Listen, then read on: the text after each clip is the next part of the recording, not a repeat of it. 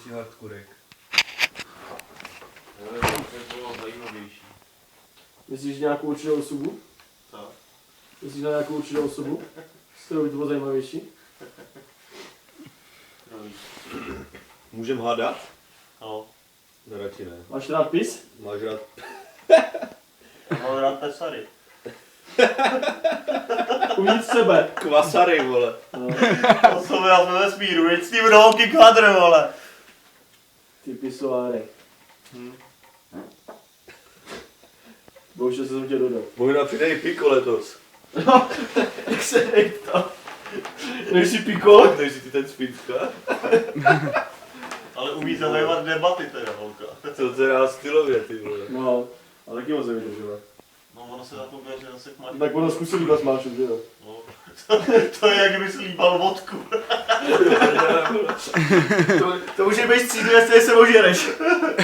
Každopádně ona se dneska vrátí.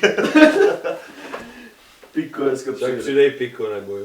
Piko dneska jde. On je v lese. Vysvětlili jsme jí to. Ne. Ne. Takže že je furt v iluzi, Jo, že Piko opravdu přijede, Já jsem jo. mi řekl, že nemohl. Jo, ty jsi prostě. Ale je přijde ta majitelka. Ona, kdo je ten Piko? Jak ona má na seznamu, že přijede, víš, hlavně, on má zaplatit.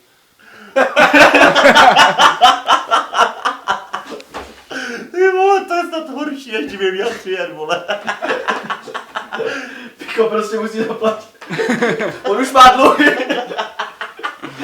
Ty vole, to je člověk, který dluží, aby tady někdy byl, vole. Náš kamarád, vole, jak byl. Martine, No pravda, co ty nám řekneš k našemu výletu tady a víkendu? No, jako, že jste včerejšek byl velmi povedený. Než bude, když tam bude zas. Ale Hlavně, kdo je proti válce? hlavně je to pochod proti slova. A Jo, to samozřejmě. Já právě tady točím takový krátký dokumentární film. to nedělej. Tohleto, ale ano, to už točím několik minut. Aha. A právě ať si potom, ono to nebude moc kvalitní video, ale tak zase jako podívat se na to půjde, že jo? Proč ne? To je dobré. Ano. A kdo je proti válce? Víš, jaké to je? Líbat vodku. Víš, jak je tady s Moravákem? Martin, Ale nevím, jak se jmenuje už zas. jak se jmenuje? Nevím. To je jedno, Lenka, já jsem říkal Helenko pořád. Jo, Lenka. Já si pořád Helenko. Lenka. Kurva, jak vy to děláte, si pamatujete? Hej, že mi včera někdo říkal, že si nepamatuju jména, že jsem Magor. No ne, oni říkají, že jsi Magor. No to nevím. Ahoj, mami, ahoj. To je jedna věc, a ty to točíš zrovna ze mnou. Já jsem chtěl zamávat.